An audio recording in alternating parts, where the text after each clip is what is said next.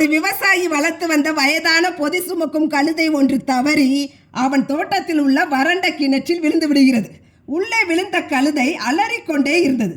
அதை எப்படி கிணற்றிலிருந்து வெளியேற்றி காப்பாற்றுவது என்று அவன் விடிய விடிய யோசித்தும் ஒரு யோசனையும் புலப்படவே இல்லை. காப்பாற்ற எடுக்கும் எந்த ஒரு முயற்சியும் அந்த கழுதையின் விலையை விட அதிக செலவு பிடிக்கக்கூடியதாக இருந்தது. அந்த கிணறு மூடப்பட வேண்டிய ஒன்று, தவிர அது மிகவும் வயதான கழுதை என்பதால் அதை காப்பாற்றுவது வீண் வேலை என்று முடிவு செய்த அவன் கழுதையுடன் அப்படியே அந்த கிணற்றை மூடி விடுவது என்று முடிவு செய்தான்.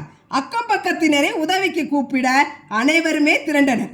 சற்று அருகில் இருந்த ஒரு மண் திட்டியிலிருந்து மண்ணை மண்வெட்டியில் அள்ளி கொண்டு வந்து அந்த கிணற்றில் அனைவரும் போட ஆரம்பித்தனர். கழுதை நடப்பதை உணர்ந்து தற்போது மரண பயத்தில் அலறியது.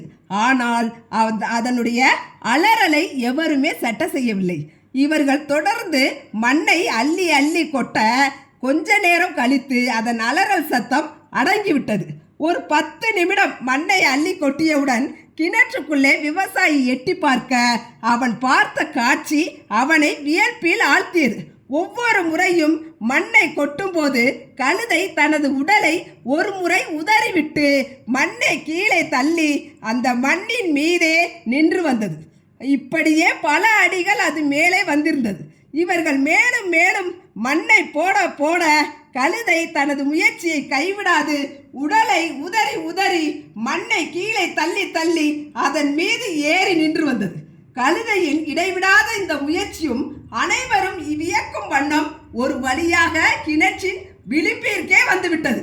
விளிம்பை எட்டியவுடன் மகிழ்ச்சியில் கனைத்த கழுதை ஒரே ஓட்டமாக ஓடி தோட்டத்திற்குள் சென்று மறைந்தது.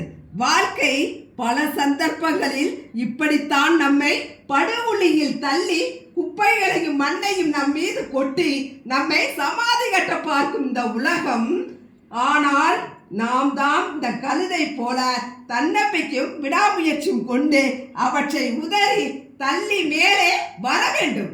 நம்மை நோக்கி வீசப்படும் ஒவ்வொரு கல்லையும் சாமர்த்தியமாக பிடித்து படிக்கற்களாக்கி கொள்ள வேண்டும்.